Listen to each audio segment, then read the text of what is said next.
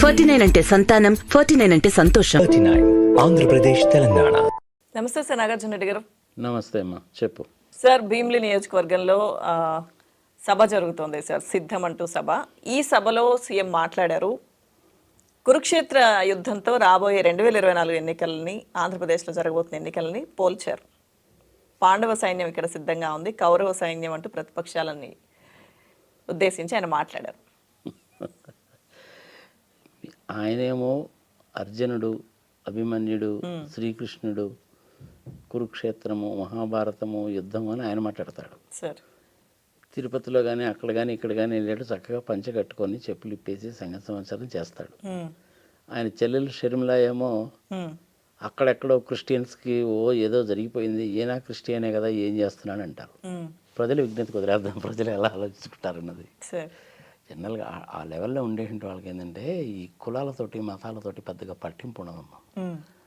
అందరినీ సమానంగా చూస్తున్నామా, మనం 10 కాలాల పాటు రాజకీయాల్లో పదవుల్లో ఉంటామా లేదని చూసుకుంటారు. కొద్ది మేబీ సమ్ క్రికెట్ పొలిటీషియన్స్ కూడా ఉంటారు, కాదని కాదు. అది అవుట్ ఆఫ్ 100లో ఒకళ్ళు ఇద్దరు ఉంటారు అలాంటి వాళ్ళు. నిలుపు నిదానం లేనటువంటి వాళ్ళు, స్థిమితం లేనటువంటి వాళ్ళు కూడా కొంతమంది ఉంటారు. రకరకాల పీపుల్ ఉంటారమ్మా. అది అందుకని నార్మల్గా ఎకనామిక్ సబ్జెక్టులు ఏమంటారంటే 5 ఎకనామిస్టులు కనుక కలిశారంటే 6 ఐడియాలు వస్తాయట. సో ఇప్పుడు జగన్మోహన్ రెడ్డి గారు ఏం మాట్లాడారంటారంటే అది కురుక్షేత్ర యుద్ధాన్ని గురించి చేశారు. ఆ ఒక్క మాటే కాదు, నాకు తెలిసినంత వరకు దుష్ట చతుష్టయం అనే మాట కూడా వాడే ఉంటారే. అది కూడా అనే ఉంటారు. మీ చంద్రబాబు నాయుడిని, పవన్ కళ్యాణ్ మీద విమర్శలు కూడా చేసే ఉంటారు. వెన్నుపోటు పొడిచినటువంటి వాడిని మీరు ఎలా నమ్ముతారు, ఎలా ఓటు వేస్తారు, రుణమాఫీ చేస్తానని చెప్పి చేయనటువంటి మనిషి ఎలా నమ్ముతారు, గవర్నమెంట్ ఫండ్స్ని పసుపు కుంకుమ పేరు చెప్పి చివరి మూమెంట్లో ఇచ్చినటువంటి వాడిని ఎలా నమ్ముతారు, ఏమీ అనుభవం లేనటువంటి ఆయన కొడుక్కి 3 మంత్రి పదవులు ఇచ్చినటువంటి ఆయన్ని ఎలా నమ్ముతారు, ఇలాంటివన్నీ ఏదో చాలా చాలా చెప్తూ ఉంటారు. నేనేమంటానంటే ఈ సభలో 34 కాన్స్టిట్యున్సీస్కి సంబంధించినటువంటి సభ, 3 లక్షల మంది వస్తారని చెప్పి ఎక్స్పెక్ట్ చేశారు. ఆ స్టేజీ, ర్యాంపు సంగతి సంవత్సరం చూశాను. 350 మీటర్ల పొడవు ఉండేటువంటి ర్యాంపు, కొంచెం ఎత్తులో ఉండి అటుపక్క ఇటుపక్క blue colour chairs, white colour chairs వేసి 34 నియోజకవర్గాలను కూడా డివైడ్ చేసి కార్యకర్తలతో మాట్లాడుతూ పోడతాడు. 70 ఫీట్ విడ్త్ కూడా ఉంటుంది సంగతి సంవత్సరం అనేది. ఇవన్నీ డైమెన్షన్స్ అనుకో, వదిలేండి, చేసుకుంటారు. రాజు తలుచుకుంటే దెబ్బలకు కొదవ, అదేం పెద్ద ఇదేం కాదు. అది పార్టీ ఫండ్లో నుంచి ఖర్చు పెడతారు, చేస్తారు. That is a different thing. వేరే వాళ్ళని గురించి విమర్శించాల్సినటువంటి అవసరం లేదు. ప్రజలకు చాలా విజ్ఞులు, ప్రజలకు అన్ని సంగతులు తెలుసు.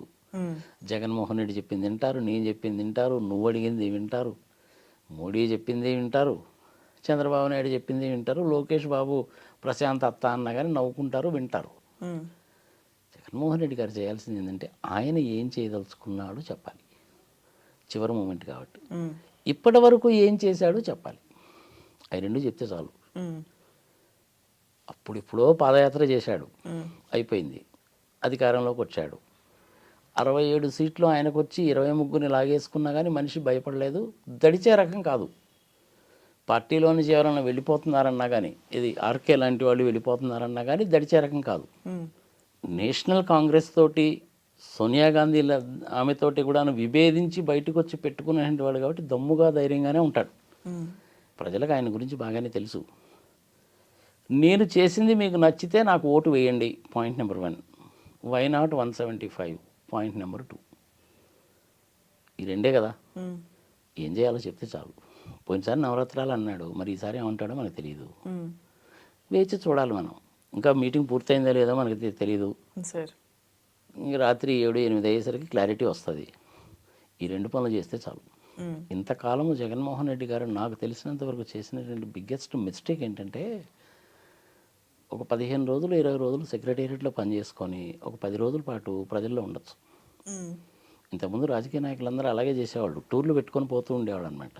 ఒక పర్టికులర్ దారిలో కనుక వెళ్తున్నారంటే కనీసం ఒక 10 మీటింగ్లు పెట్టేవాళ్ళు. బ్రహ్మానంద రెడ్డి గారి టైం నుంచి చూస్తున్నాను నేను.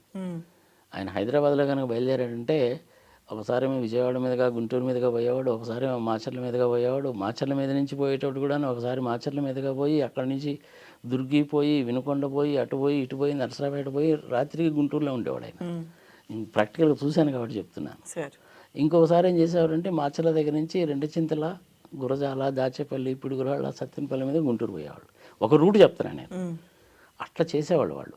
జగన్మోహన్ రెడ్డి గత 4 సంవత్సరాల్లో, 4.5 సంవత్సరాల్లో ఇప్పుడు కూడా చేయలేదు. దాంతో ఏమైందంటే ఆ గ్రామంలో ఉండి, ఆ గ్రామంలో తిరుగుతూ, ఆ గ్రామంలో గ్రామస్తులతో మమేకమైపోయి, పోలింగ్ బూత్ దాకా ప్రజలను ఒప్పించి తీసుకొచ్చి దగ్గరుండి ఓట్లు వేయించేటువంటి కార్యకర్తలు ఎవరైతే ఉన్నారో వాళ్ళతో ఈయన మమేకం కాలేదు. బిగ్గెస్ట్ డ్రాబ్యాక్ అనమాట. అది ఇప్పుడు మొదలుపెట్టాడు. ఈ సంగతి నేను 6 నెలల కింద చెప్పాను. ఆ వీడియోలు కూడా ఉన్నాయి, లింక్స్ పెట్టండి, జనాలు చూస్తారు. మిగిలిన పట్టించుకోవాల్సిన పని లేదమ్మా. 10 లక్షల కోట్లు అప్పు తప్పు, అమర్ రాజా బ్యాటరీస్ వెళ్ళిపోతుందంట తప్పు, అదేవిధంగా శ్రీ సిటీలో ఇండస్ట్రీస్ రాలేదంట తప్పు, అభివృద్ధి జరగలేదంట పచ్చిబూతు. ఇవన్నీ నెగిటివ్ థింగ్సే, ప్రజలకు తెలుస్తూనే ఉన్నాయి. ఇవన్నీ కియా కియా కియా కియా వచ్చింది అన్నారు. మంచిదే, ఎవరు హయాంలో ఉన్నా కానీ పరిశ్రమలు వస్తాయి, ఎవరు ముఖ్యమంత్రులుగా ఉన్నా కానీ ప్రాజెక్ట్స్ అనేటువంటిది జరుగుతూనే ఉంటాయి. రాజశేఖర రెడ్డి గారు మొదలుపెట్టినటువంటి పోలవరం ప్రాజెక్ట్ అనేది ఇప్పటికీ ఇంకా పూర్తి కాలేదుగా. కేంద్ర ప్రభుత్వం వాళ్ళు కట్టించి ఇవ్వాలి.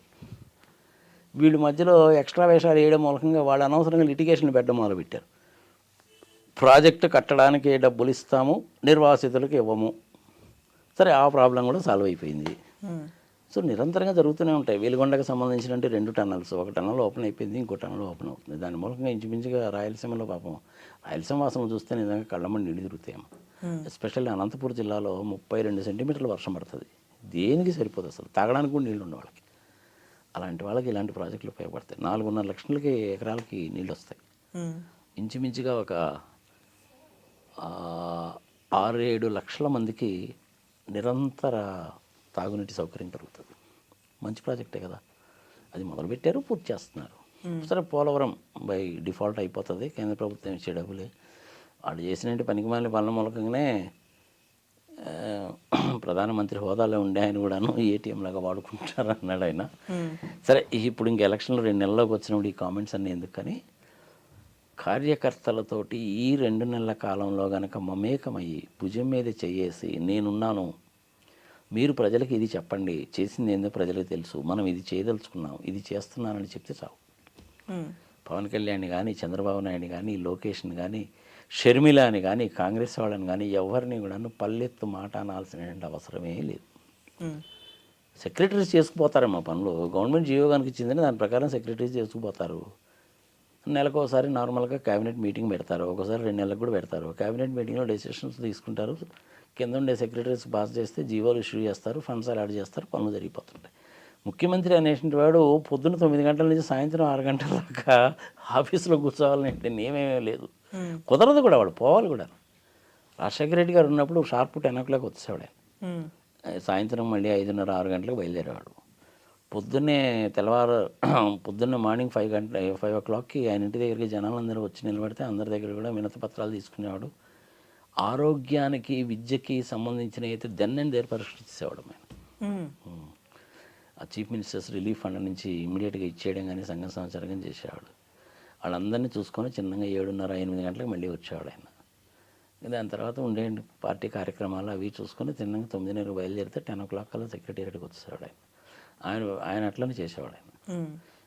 సూర్య అనేవాడు ఉండేవాడు కదా, మధ్యాహ్నం భోజనం కూడా సెక్రటేరియట్లోనే ఆయనే పెట్టేవాడు.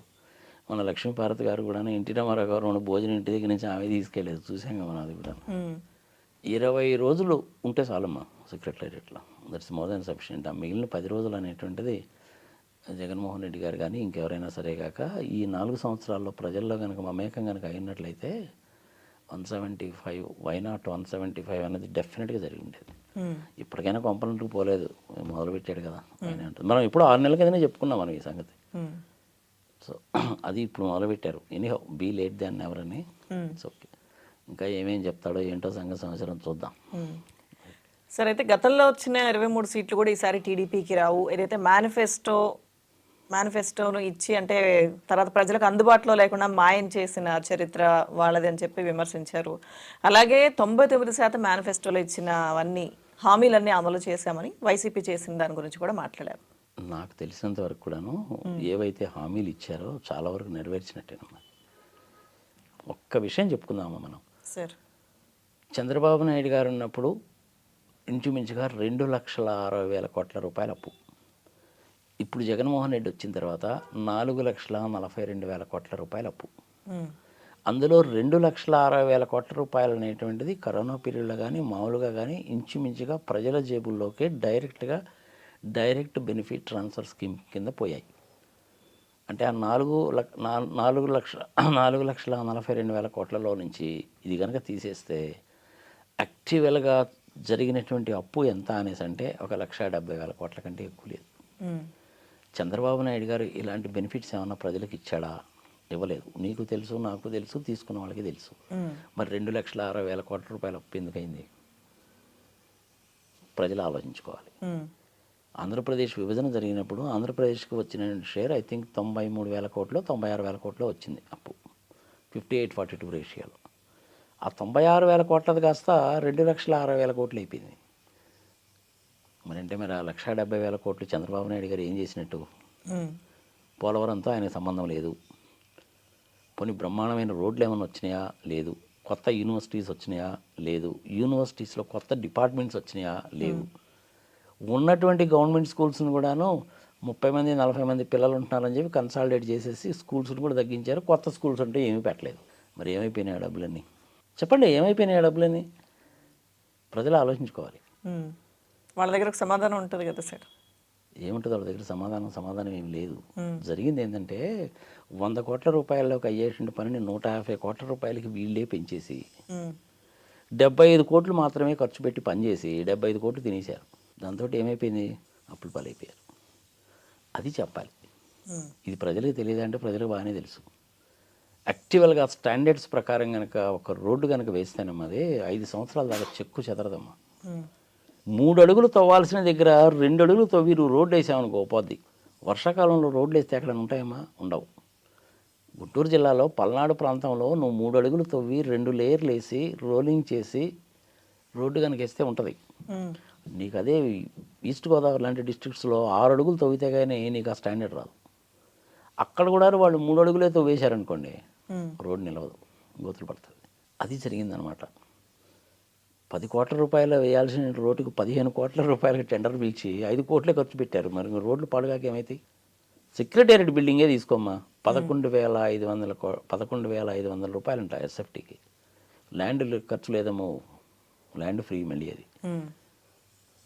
నువ్వు ఎక్కడైనా విన్నావా ఆ ప్రైస్? 11,500 రూపాయలు ఎస్ఎఫ్టీ. దేశంలోనే ఎక్కడ లేదమ్మా అది. అంత చేటు డబ్బులు ఖర్చు పెట్టి కట్టినండి సెక్రటేరియట్ ఏమన్నా తెలంగాణ సెక్రటేరియట్ లాగా చూడడానికి అద్భుతంగా ఉందంటే మళ్ళీ లేదు. వర్షం వస్తేనేమో రేకులు ఎగిరిపోయినాయి, సీలింగులు కారినాయి. హైకోర్టు వ్యవహారం కూడా అంతే అయింది. మరి అట్లా డబ్బులు వృధా చేశారు కదా, అందుకని చెప్పి అప్పులు అయిపోయినాయి. గతంలో ఉన్నప్పుడు ఏం చేసేవాడంటే నాగార్జున సాగర్ కట్టినప్పుడే అనుకోమ్మా, కాంట్రాక్టర్స్ 100 రూపాయలు అనుకో, 100 కోట్లు అనుకోమ్మా. అఫ్కోర్స్ టోటల్గా నాగార్జున సాగర్ ప్రాజెక్ట్ కట్టడానికి ఎస్టిమేట్ చేసింది 110 కోట్లు. అల్టిమేట్గా పూర్తి అయ్యేసరికి 140 కోట్లు 150 కోట్లు అయింది అది. ఆ రోజుల్లో కాంట్రాక్టులు ఏం చేసేవాళ్ళంటే 10 కోట్ల రూపాయల ప్యాకేజ్ అనుకోమ్మా. చేసింది ఎవరు అనుకుంటున్నావు? నాగార్జున సాగర్ 3 కాంట్రాక్టర్లు. తిక్కవరపు సుబ్బరామిరెడ్డి మనకు తెలిసిన వ్యక్తే కదా, సీనయ్య అండ్ కంపెనీ, జీవీకే, వీళ్ళ 3 మెయిన్ కాంట్రాక్టర్స్. ఆ రోజుల్లో ఒక 10 కోట్ల రూపాయల కాంట్రాక్ట్ ఒక పీస్ ఆఫ్ వర్క్ ఎవరికైనా కనుక ఇస్తే వాళ్ళు ఏం చేసేవాళ్ళంటే 10 కోట్ల 10 లక్షలు వేసుకునేవాళ్ళు. 10 కోట్ల 10 లక్షల రూపాయలకి సుబ్బరామిరెడ్డికి ఒక పీస్ ఇచ్చారు. మిగిలిన ఇద్దరు ఏం చేశారంటే 10 కోట్ల 50 లక్షలు 10 కోట్ల 70 లక్షలు వేసేవాళ్ళు. L1 L2 L3లో సుబ్బరామిరెడ్డికి ఈ ప్యాకేజ్ వచ్చింది, జీవీకేకి ఇంకో ప్యాకేజ్ ఇచ్చేవాళ్ళు, సీనైన్ కంపెనీకి ఇంకో ప్యాకేజ్ ఇచ్చేవాళ్ళు. అట్లా కాంట్రాక్ట్లు చేసేవాళ్ళు. ఇప్పుడు ఆ వ్యవహారం లేదు. అప్పుడు రాజకీయ నాయకుల కన్నా అక్కడ ఉండే ఇంజనీర్స్కి వాళ్ళకు కూడా ఏం చేసేవాళ్ళంటే క్వాలిటీ తగ్గకూడదు, 10 కోట్లు 10 కోట్లే. ఈ ఎక్స్ట్రా 10 లక్షలు ఏదైతే ఉందో ఇది రాజకీయ నాయకులకి ఇంజనీర్లకి లంచాలు. 10 కోట్ల రూపాయల వర్క్ జరిగేది. ఇప్పుడు అదే 10 కోట్ల రూపాయల వర్క్ని 15 కోట్లకు పెంచి 5 కోట్లు పనిచేస్తున్నారు. మరి మిగిలిన 10 కోట్లు ఎటుపోతున్నాయి? ఎలక్షన్లకే, ఓటుకి 4,000 కదా. ఇది ప్రజలు గమనించాలి. ప్రజలు ఎమ్మెల్యేలను ముఖ్యమంత్రిని అడగాల్సింది ఏంటంటే ఈ రోడ్డు నువ్వు ఎంత డెప్త్ తవ్వాలి, ఎంత డెప్త్ తవ్వావు, ఏ రకమైన కంకర వాడాలి, ఏ రకమైన కంకర వాడావు, 3 లేయర్లు వేయాలన్నావు కదా, చూస్తే 2 లేయర్లే కనపడుతున్నాయి, మీరు వాళ్ళ మీద ఏం యాక్షన్ తీసుకున్నారని అడగాలి. ఎన్నిసార్లు నువ్వు రోడ్ రోలర్ తిప్పావని అడగాలి. ప్రజలకు అంత టైం ఉంటుందా? ప్రజలు అడుగుతున్నారా? అడగడం లేదు కదా. ప్రజల వ్యవహారం కూడా ఎట్టయిపోయిందంటే, నా ఇంట్లో 4 ఉన్నారు కదా, 4 నాలుగు 16,000 ఇస్తున్నాడు కదా, ఏసీ పెట్టించుకుందాంలే మన ఇంటికి అనేటువంటి ఆలోచనలో పడ్డారు. ఇది ఎవరు అలవాటు చేశారంటే, నిష్పక్షపాతంగా చెప్పాలంటే చంద్రబాబు నాయుడు మా ఆంధ్రప్రదేశ్లో అలవాటు చేసింది జనాలకి. అంతకుముందు లేదు. నేను 40 సంవత్సరాల నుంచి రాజకీయం చూస్తున్నా. ఈసారి నేను కూడా ఎనీహో పోటీ చేస్తున్నా. నరసరావుపేట నుంచి కానీ, గుంటూరు నుంచి కానీ మీరు పోటీ చేస్తే బాగుంటుందండి, చెయ్యండి అని చెప్పి చాలామంది నా అభిమానులు ఫ్యాన్లు అడిగారు. మల్కాజ్గిరి నుంచి చేస్తే బాగుంటుందని చెప్పి నేను ఆల్రెడీ అనౌన్స్ చేశాను. ఫిబ్రవరి 15వ తారీఖున ఎలక్షన్ షెడ్యూల్ వస్తుంది. ఇంకా 20 రోజులు టైం ఉంది కాబట్టి నేను ఒపీనియన్ మార్చుకోవచ్చు. పెద్ద కష్టమేం కాదు అది. ఓకే, ఒకవేళ నరసరావుపేట నుంచి కానీ, గుంటూరు నుంచి కానీ చేద్దామని చెప్పి అనుకుంటే అక్కడి నుంచి కూడా చేస్తాను నేను, ఇండిపెండెంట్గా మాత్రమే. Okay okay sir. సార్ అయితే ఓవరాల్గా ఈ సభ ద్వారా ఏదైతే చెప్పాలనుకున్నది క్యాడర్ ద్వారా ప్రజలకి ఆయన చెప్పేశారంటారా? ఏమైనా చిన్న చిన్న అభ్యర్థుల మార్పు ఇటువంటి వాటితో కొంత ఏదైతే విపక్షాలు చేసిన విమర్శలు కానీ వీటన్నింటినీ ప్రభుత్వం ఎక్కడ చెక్కు చెదరలేదు, వైసీపీ అలానే ఉంది అన్న విషయాన్ని ప్రజల్లోకి తీసుకెళ్లే ప్రయత్నం జరిగిందంటారు? ఈ సభలో నాకు తెలిసినంత వరకు ఆయన ప్రధానమైన ఉద్దేశం ఏంటంటే, పోలింగ్ బూత్కి ఓటర్లను తీసుకొచ్చేటువంటి కార్యకర్తల్ని కలవాలి, వాళ్ళే ఇంపార్టెంట్ కాబట్టి. అదొక్కటే మెయిన్ ఎజెండా. ఏం చేయదలుచుకున్నాడు అనేటువంటిది చెప్తాడు ఆయన. చంద్రబాబు నాయుడు కానీ, పవన్ కళ్యాణ్ కానీ వాళ్ళు చేసిన ఈ పనికి మాలిన పనులు అట్టున్నాయి ఇట్టున్నాయని చెప్పాల్సిన పని లేదు. టైం దాని కాదు, ప్రజలకు తెలుసు. మీ టీవీ ద్వారా నేను చెప్తున్నాను జగన్మోహన్ రెడ్డి గారికి, ఏం చేయదలుచుకున్నావో చెప్పాయా జగన్మోహన్ రెడ్డి, కార్యకర్తలతో మిళితం అయిపో. 15 రోజులు సెక్రటేరియట్లో పనిచేయి, మిగిలిన 15 రోజులు పాదయాత్రలో తిరిగినట్టే తిరుగు. ఎవరిని కూడా నిర్లక్ష్యం చేయకు, భరోసా ఇవ్వు వాళ్ళకి. ఇప్పటికే సంక్షేమ కార్యక్రమాలు చాలా అనౌన్స్ చేసావు, దయచేసి ఇంక ఇటువంటి ప్రయోజన కార్యక్రమాలు అనౌన్స్ చేయకు. 974 కిలోమీటర్ల తీర ప్రాంతంలో కొత్తగా పోర్ట్స్ తీసుకొస్తున్నావు, ఆ ప్రాజెక్ట్స్ కంప్లీట్ చేయి. భోగాపురం ఎయిర్పోర్ట్ని 2 ఇయర్స్లో కంప్లీట్ చేయి. పోలవరం ప్రాజెక్ట్ని ఒక 1.5 ఇయర్స్ 2 ఇయర్స్లో చేసి 7.5 లక్షల ఎకరాలకి నీటిపారుదల సౌకర్యం కల్పించు. 80 టీఎంసీలు కృష్ణాకి ట్రాన్స్ఫర్ చేయి. పులిచింతల ప్రాజెక్టుకి సంబంధించిన దాంట్లో ఒక చిన్న మిస్టేక్ ఉందమ్మా. అది 45 టీఎంసీల వాటర్ స్టోర్ చేస్తుంది. రాజశేఖర రెడ్డి గారు మొదలుపెట్టింది, కంప్లీట్ కూడా అయిపోయింది. అది తెలంగాణలో ఉన్న కొంత భూభాగము ముంపుకు గురవుతుంది ఫుల్ స్టోరేజ్ కనుక వస్తే. ఇంతవరకు తెలంగాణ గవర్నమెంట్కి ఇవ్వాల్సిన డబ్బులు ఇవ్వలేదమ్మా ఏపీ గవర్నమెంట్ వాళ్ళు. చంద్రబాబు నాయుడు ఇవ్వలేదు, జగన్మోహన్ రెడ్డి ఇవ్వలేదు.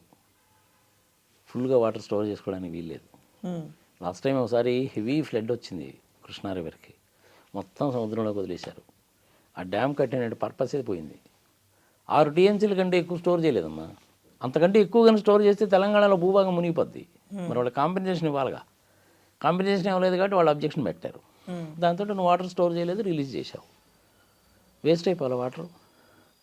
6 టీఎంసీలు ఎక్కడ, 45 టీఎంసీలు ఎక్కడమ్మా? ఒక్క టీఎంసీ వాటర్ తోటి వరి పంట 10,000 ఎకరాల వరి పంట వేయచ్చమ్మా. ఒకసారి ఆలోచించుకో, నువ్వు 10 ఎకరాల వరి పంట అంటే ఎంత వస్తుందో నీకు క్యాలిక్యులేట్ చేసుకో. ఎకరానికి 40 బస్తాలు పండుతుంది అని చెప్పి అనుకున్నా కానీ 10,000 ఎకరాలు అనేసి అంటే నీకు ఇంచుమించుగా 4 లక్షల బస్తాలు వస్తాయి. మల్టిప్లైడ్ విత్ బస్తాకి ఇంత, రైతులకు ఎంత లాభంగా ఉండేది. గవర్నమెంట్ చేసిన ఒక తప్పు మూలకంగా ఎంత నష్టపోయిందనమాట స్టేట్ గవర్నమెంట్.